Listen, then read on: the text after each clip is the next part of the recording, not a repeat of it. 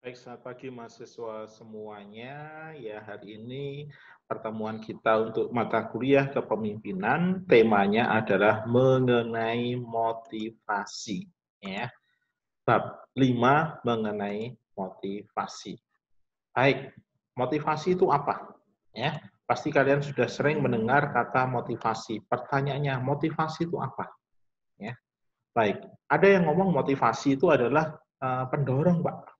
Motivasi itu adalah sesuatu yang membuat kita lebih bersemangat. Ya. Ada banyak sekali definisi motivasi, dan saya yakin kalian juga memiliki pemahaman tersendiri mengenai motivasi. Motivasi, menurut Robbins, ya, seorang ahli manajemen sumber daya manusia, mengatakan bahwa motivasi ialah proses yang menjelaskan mengenai kekuatan, arah, dan ketekunan seseorang dalam upaya untuk mencapai tujuan. Motivasi di sini selalu dihubungkan dengan target atau tujuan. Dan motivasi itu adalah sebuah proses. Proses yang menjelaskan ya, atau menjadi alasan bagaimana seseorang itu menjadi tekun, ya, kuat, terarah untuk mencapai target. Itu adalah motivasi. Singkatnya, motivasi selalu terkait dengan upaya menuju setiap tujuan, ya. Usaha upaya mencapai tujuan. Itu adalah motivasi. Oke, lantas apa Pak hubungannya motivasi dengan kepemimpinan? Ya. Kalian masih ingat di bab 1 mengenai konsep dasar kepemimpinan. Kepemimpinan itu adalah ya, sebuah relasi antara pengikut dengan pemimpin, ya, dengan situasinya. Kepemimpinan itu perihal bagaimana pemimpin berrelasi dengan pengikutnya. Bagaimana pemimpin mempengaruhi pengikutnya, ya, atau bawahannya untuk mencapai tujuan. Maka kalau kita ingat definisi mengenai konsep dasar kepemimpinan itu, maka kita bisa menjawab bahwa hubungannya motivasi dengan kepemimpinan, motivasi adalah salah satu sarana atau cara untuk mempengaruhi orang lain. Ya. Oke, ada banyak teori motivasi. Ya.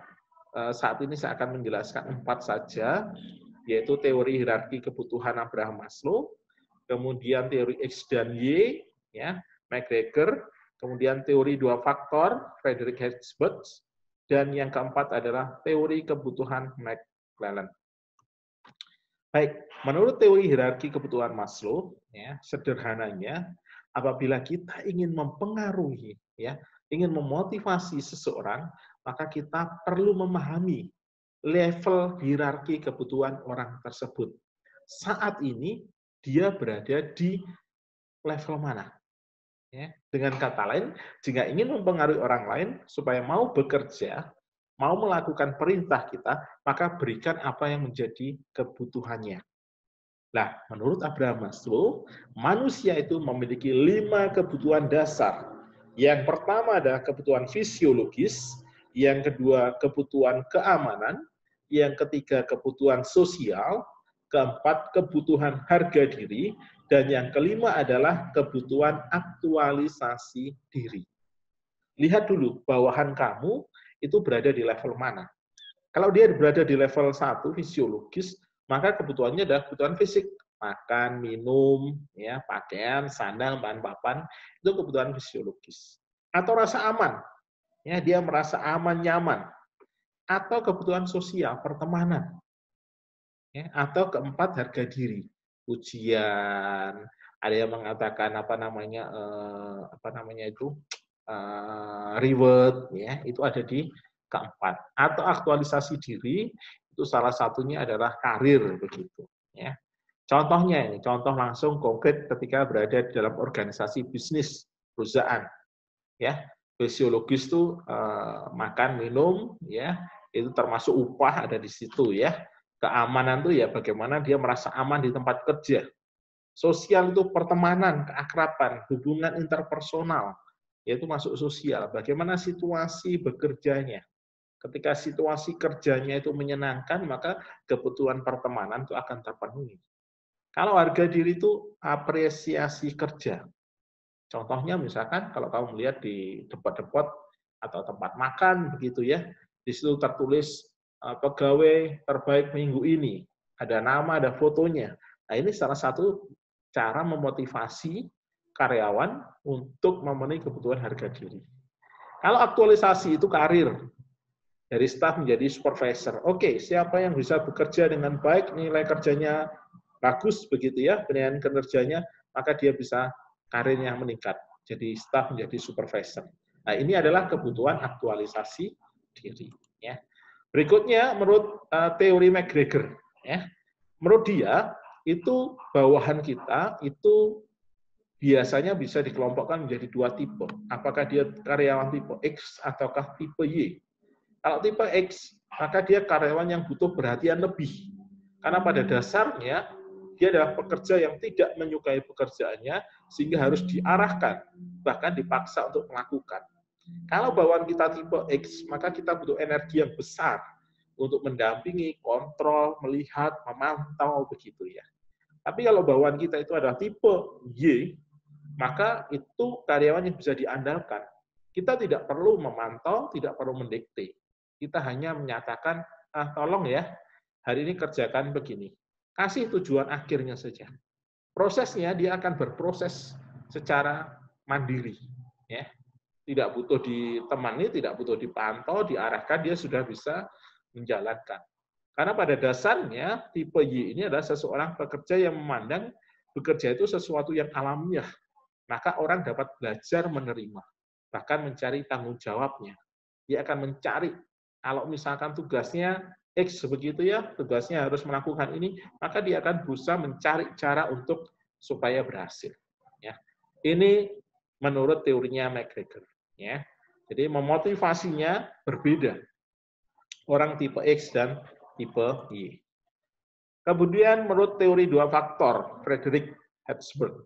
Ya, menurut Frederick, bahwa untuk memotivasi bawahan kita butuh melihat faktor-faktor ekstrinsik dan intrinsik. Ya, kalau faktor ekstrinsik itu upah, keamanan kerja, kondisi kerja, status kerja, prosedur perusahaan, mutu, supervisi, dan hubungan interpersonal. Ya, jadi kalau ingin memotivasi lihat, ya dari ekstrinsik itu dari upahnya bagaimana, sesuai nggak dengan kepantasannya untuk dia. Aman nggak tempat kerjanya? Kondisi kerjanya nyaman nggak? Status kerjanya bagaimana? Apakah ada karir? Ya. Prosedur perusahaan gimana? Jelimet atau sangat mudah? Mutu supervisi dan hubungan interpersonalnya bagaimana? Kadang-kadang orang upahnya kecil nggak masalah. Kenapa? Karena dia melihat hubungan interpersonalnya baik. Oh, teman-teman kerjanya bagus.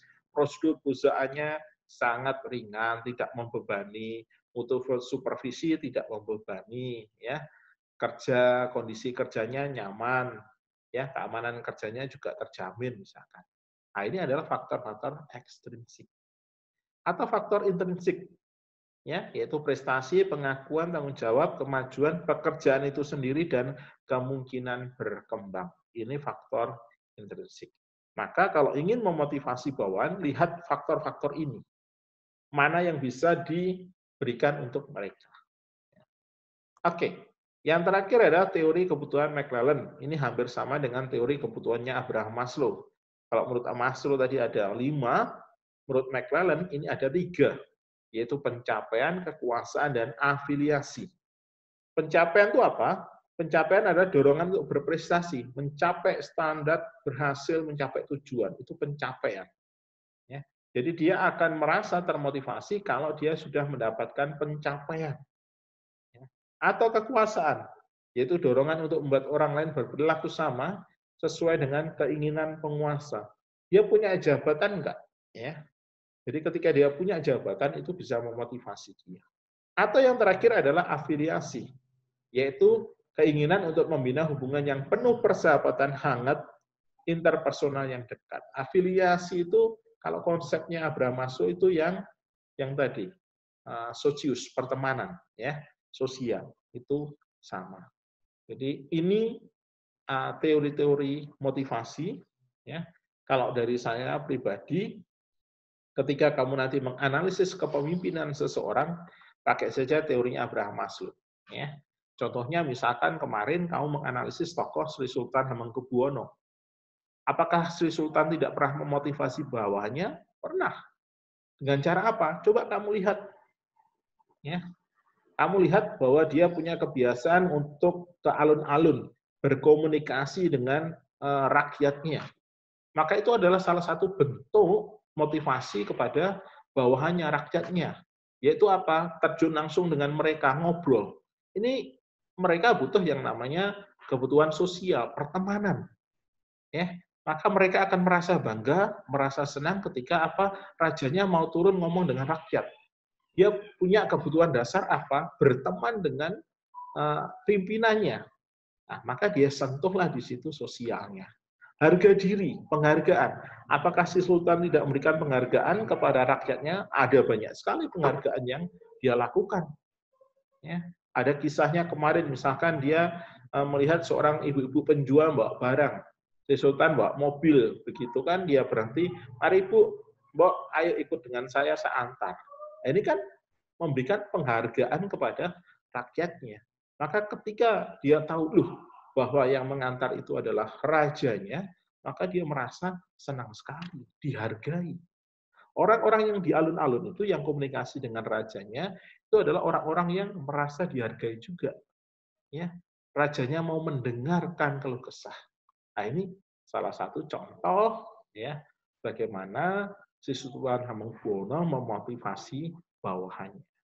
Maka ketika kalian nanti menganalisis kepemimpinan seseorang, pakailah teori Abraham Maslow. Ya, kebutuhan bawahnya apa dan pimpinan berikan itu apa. Ya. Oke, terakhir dari saya manfaat motivasi mahasiswa. Jadi menjadi pendorong, penggerak, pengarah seseorang individu untuk melaksanakan tugas dan menyelesaikan tugas atau kegiatan. Jadi manfaat motivasi itu adalah pertama-tama menjadi pendorong dan penggerak ya bagi bawahannya. Oke, itu saja materi saya hari ini mengenai motivasi ya. Saya tidak akan ada tugas ya untuk kali ini. Kuis kecil tidak ada.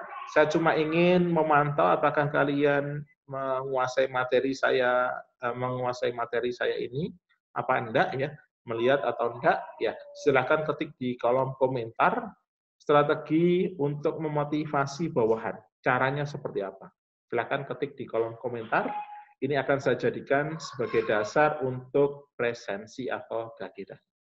Oke, begitu saja. Terima kasih. Sampai jumpa minggu depan. Akan ada materi dari saya untuk menganalisis kepemimpinan tokoh nasional yaitu B.J. Habibie. Terima kasih. Selamat pagi.